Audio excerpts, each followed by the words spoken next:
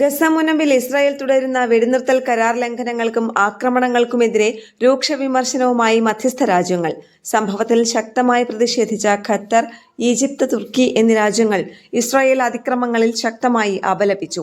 ആരോഗ്യമേഖലയിലെ അടിസ്ഥാന സൗകര്യങ്ങളെയും ആശുപത്രികളെയും ലക്ഷ്യമിട്ടുള്ള ആക്രമണങ്ങളും സ്ത്രീകളും കുട്ടികളും ഉൾപ്പെടെ സിവിലിയന്മാരെ ലക്ഷ്യമിട്ടുള്ള ആക്രമണങ്ങളും അന്താരാഷ്ട്ര നിയമങ്ങളുടെ നഗ്നമായ ലംഘനമാണെന്ന് പ്രസ്താവനയിൽ ചൂണ്ടിക്കാട്ടി.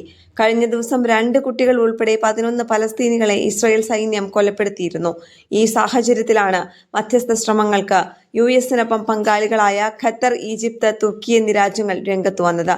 അന്താരാഷ്ട്ര നിയമപ്രകാരമുള്ള ബാധ്യതകൾ പാലിക്കാനും വെടിനിർത്തൽ കരാറിലെ വ്യവസ്ഥകൾ പൂർണ്ണമായി നടപ്പാക്കാനും ഇസ്രായേൽ തയ്യാറാകണം. ആണവ നിരായുധീകരണം ഉൾപ്പെടെ റോഡ് മാപ്പിലെ വ്യവസ്ഥകൾ ഹമാസും മറ്റ് പലസ്തീൻ വിഭാഗങ്ങളും അംഗീകരിച്ച പശ്ചാത്തലത്തിൽ ഇസ്രായേലിന്റെ ഭാഗത്തു നിന്നുള്ള തുടർച്ചയായ ലംഘനങ്ങൾ സമാധാന പദ്ധതിയുടെ 2ാം ഘട്ടം നടപ്പാക്കുന്നതിനെ തടസ്സപ്പെടുത്തുമെന്ന് മധ്യസ്ഥർ മുന്നറിയിപ്പ് നൽകി. അന്താരാഷ്ട്ര സമൂഹം വിഷയത്തിൽ ഗൗരവമായി ഇടപെടുകയും വെടിനിർത്തൽ കരാറും അന്താരാഷ്ട്ര നിയമങ്ങളും പാലിക്കാൻ ഇസ്രായേലിനുമേൽ സമ്മർദ്ദം ചെലുത്തുകയും വേണം. US പ്രസിഡന്റ് ഡൊണാൾഡ് ട്രംപ് മുന്നോട്ടുവച്ച സമാധാന പദ്ധതി ഉറപ്പാക്കാൻ സഹായിക്കുന്ന തീരുമാനങ്ങളാണ് ഉണ്ടാകേണ്ടത്.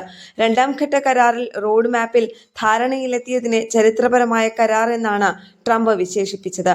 അതിനാൽ സമാധാന ശ്രമങ്ങളെ തകർക്കുന്ന നീക്കങ്ങളിൽ നിന്ന് ഇസ്രായേൽ പിന്തിരിയണമെന്നും മധ്യസ്ഥ രാജ്യങ്ങൾ ആവശ്യപ്പെട്ടു. ഇന്റർനാഷണൽ ഡെസ്ക്, കേരള പ്രണാമം.